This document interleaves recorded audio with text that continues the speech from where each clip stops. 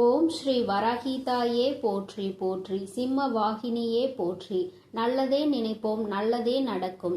சக்தி வராகியின் பிள்ளைகளுக்கு இந்த வராகி தாயின் ஆசீர்வாதம் என்றுமே முழுமையாக கிடைக்கும்.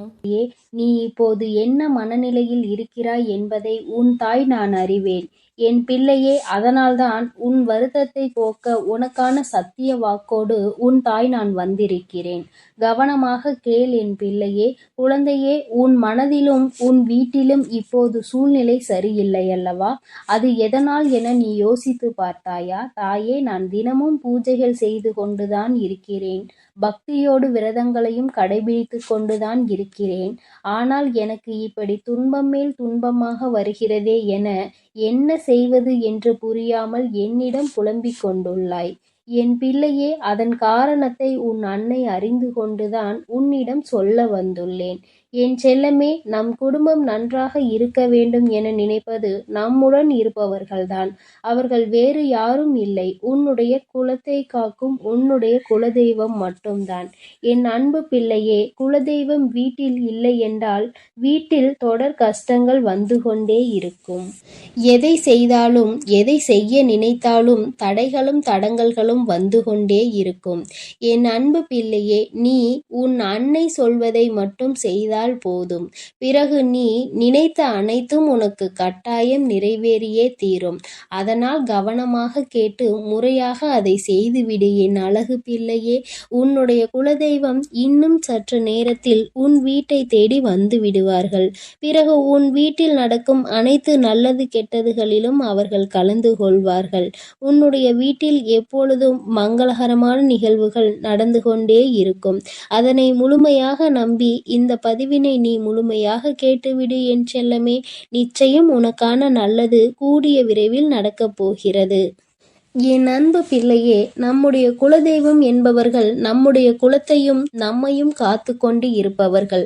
அவர்கள் எப்போதும் நம்முடன் தான் இருக்கிறார்கள்.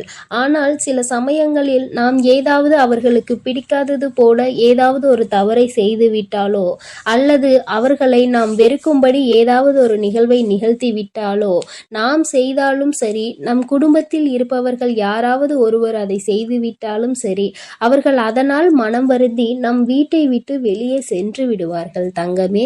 அதனால் தான் சொல்கிறேன், எப்பொழுதும் குலதெய்வத்திற்கு விளக்கு போட்டு வணங்கி கொண்டே இரு என்று. நீ வணங்கி கொண்டே இருந்தாலும் நீ செய்யாத தவறுகளுக்காக கூட அவர்கள் உன் வீட்டை விட்டு சென்று விடலாம். ஏனென்றால் உன் வீட்டில் இருக்கும் யாராவது ஒருவர் அந்த தவறை செய்திருக்க கூடும் அல்லவா?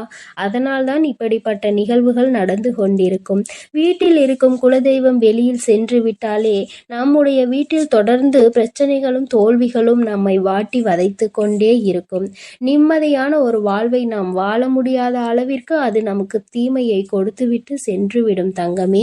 அது உன்னை கஷ்டப்படுத்துவதற்காகவும் உன்னை வேதனைப்படுத்துவதற்காகவும் அவர்கள் கொடுப்பது கிடையாது. நீ அதை புரிந்து கொண்டு மீண்டும் சரியான வழியில் நீ நடந்து செல்ல வேண்டும் என்பதற்காக அவர்கள் அந்த சோதனைகளையும் வேதனைகளையும் உனக்கு கொடுக்கிறார்கள் என்பதை நீ புரிந்து கொள்ள வேண்டும் என் தங்கமே.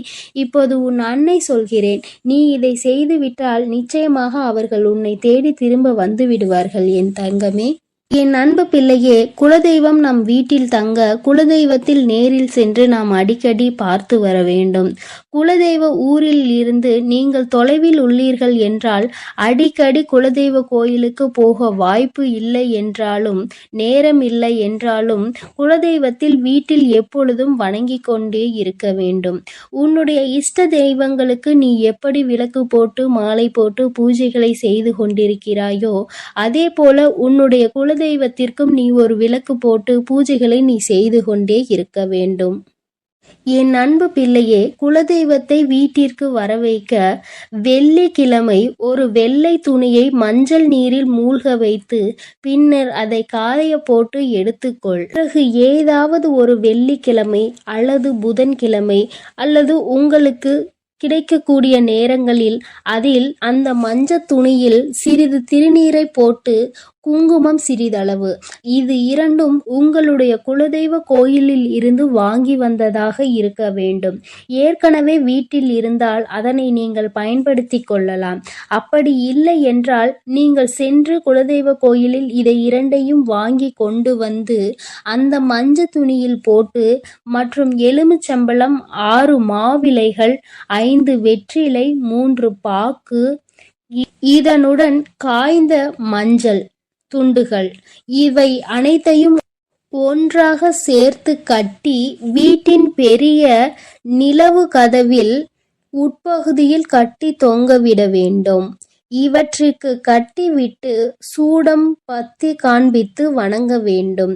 இவ்வாறாக நீங்கள் தினந்தோறும் வணங்கி வந்தால் குலதெய்வம் உங்கள் வீட்டிற்கு குடி வந்துவிடும். பிறகென்ன, தடைகள் உடையும், மகிழ்ச்சி பொங்கும், தொழில் வழி சிறப்பு உண்டாகும், பணப்புழக்கம் அதிகரிக்கும். என் அன்பு பிள்ளையே, இதனை கவனமாக கேட்டு நீங்கள் சரியாக செய்துவிட்டீர்கள் என்றால் உங்களுடைய குலத்தை காக்கும் குலதெய்வம் நிச்சயமாக உங்களோடே இருப்பார்கள். அவர்கள் உங்களுக்கான நல்லது எது கெட்டது எது என்பதை முன்கூட்டியே அறிந்து உங்களுக்கான அனைத்து நன்மைகளையும் அவர்கள் செய்து கொடுத்து கொண்டே இருப்பார்கள். எதுவும் இன்னும் நல்லது நடக்கவில்லையே என நீ வருத்தப்படும் அளவிற்கு நிலைமை மோசமாக இல்லை செல்லமே. எல்லாம் சரியாகத்தான் நடந்து கொண்டிருக்கிறது. உன் கண் முன்னால் நிகழும் சின்ன சின்ன விஷயங்களையெல்லாம் நீ நினைத்து பயப்பட்டு கொண்டிருந்தாய். உன் கண் முன்னால் நடக்கும் பல விஷயங்கள் உனக்கு தெரியாமல் போய்விடும். நீ உன் கண்களை திறந்திருந்தாலும் அதனை உன்னால் அறிய முடியாமல் போய்விடும் என் தங்கமே. அதனால் நீ எதை நினைத்தும் பயப்படாமல் தைரியமாக இருந்து கொண்டே இருக்க வேண்டும். எங்கே நீ எதை செய்தால் நீ நினைத்தது நடக்கும் என்பதை நான் அறிவேன். அதற்கான வேலைகளை நான் தீவிரமாக செய்து கொண்டிருக்கிறேன். உன் நிலை, உன் கஷ்டங்களையும் நான் சரி செய்து கொண்டுதான் இருக்கிறேன். நீ படும் துயரங்களை மற்றவர்களுக்கு வேண்டுமானால் தெரியாமல் இருக்கலாம். ஆனால் நான் அறிவேன் குழந்தையே. உன் கண்ணீருக்கும் கவலைகளுக்கும் பதிலாக நான் உனக்கு சந்தோஷத்தை தரும் வகையில் இப்பொழுது நான் உனக்கான பதிலை சொல்லி இருக்கிறேன். அதனால் என் தங்கமே, நீ தைரியமாக இருக்க வேண்டும். இந்த ஊரே உன்னை பார்த்து வியக்கப் போகிறது. ஒருபோதும் சோர்ந்து போகாதே. உனக்கு துணையாக நான் எப்பொழுதும் இருப்பேன். உனக்கு சந்தோஷமான மகிழ்ச்சியும் தரும் விஷயங்களை நான் உனக்காக நடத்தி கொடுப்பேன். நீ வெற்றி பெற போகிறாய். கஷ்டமான சூழ்நிலை வரும்போது அதில் யாரும் தோற்பதில்லை, போராட கற்றுக்கொள்கிறார்கள். சமாளித்தால் வெற்றி, சமாளிக்க முடியாத கஷ்டம் என்பது ஒரு சிறப்பான அனுபவத்தை கொடுக்கும். இப்போது உன் கால நேரமானது உன்னை சோதனைக்கு உள்ளாக்கி உனக்கு துன்பங்களையும் கஷ்டங்களையும் கொடுத்து கொண்டிருக்கலாம். ஆனால் ஒருபோதும் நான் உன்னை தோல்வியடைய விட்டுவிட மாட்டேன். கஷ்டங்களை மட்டும் பார்த்து வளர்ந்த உன்னை இப்பொழுது சிம்மாசனத்தில் நான் அமர வைத்து அழகு பார்க்கவே, உன் தாயாக நான் நீ ஆசைப்படுகின்ற எல்லா விஷயங்களையும் உனக்கு நிறைவேற்றி கொடுக்கவே இப்பொழுது நான் உன்னை தேடி வந்திருக்கிறேன் தங்கமே. உன்னை கஷ்டப்படுத்தியவர்களை நீ பழிவாங்க வேண்டும் என்று நினைக்க அவசியமில்லை. காலம் அவர்களுக்குரிய பாடத்தை சீக்கிரம் தண்டனையாக கொடுக்கும். அப்பொழுது நீ அவர்களை பார்த்து பாவம் இவ்வளவு கஷ்டப்படுகிறார்கள் என்று நினைப்பாய். உன்னுடைய நல்ல மனசு, இரக்கங்களும் மனிதாபிமானங்களும் எல்லாமே உனக்கு தெரியும் என் தங்கமே. என் மீது நம்பிக்கை வைத்து காத்திரு. உன் எல்லா சூழ்நிலைகளையும் போராடி போராடி கஷ்டப்பட்டு உனக்கான வாழ்க்கையை நான் நல்லபடியாக உன்னை வாழ வைப்பேன்.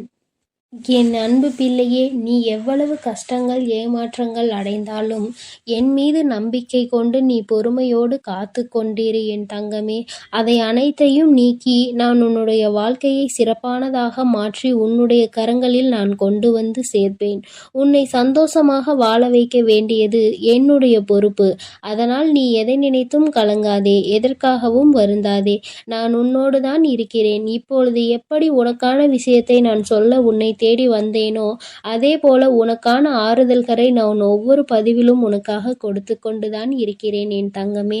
நீ இதை முழுமையாக கேட்கும் பொழுது நிச்சயமாக உன் வாழ்வில் நடக்கும் மாறுதல்களையும் ஆறுதல்களையும் நீ நிச்சயமாக கண்கூடாக பார்த்து கொண்டிருப்பாய் என்பது எனக்கு நன்றாக தெரியும் தங்கமே. நீ இனி எதற்காகவும் கவலைப்பட வேண்டாம். நான் உன்னோடு இருக்கிறேன். நான் உனக்காகவே இருக்கிறேன். உனக்கான நல்லதை எல்லாம் நான் செய்து கொடுத்து கொண்டே இருப்பேன். நீ நல்ல எண்ணங்களோடு இரு. உன்னுடைய வாழ்க்கையில் நல்லது மட்டுமே நடக்கும் என்பதற்கு நான் பொறுப்பாக இருக்கிறேன். ஓம் ஸ்ரீ வராகி தாயே போற்றி போற்றி. ஓம் ஸ்ரீ வராகி தாயே போற்றி போற்றி.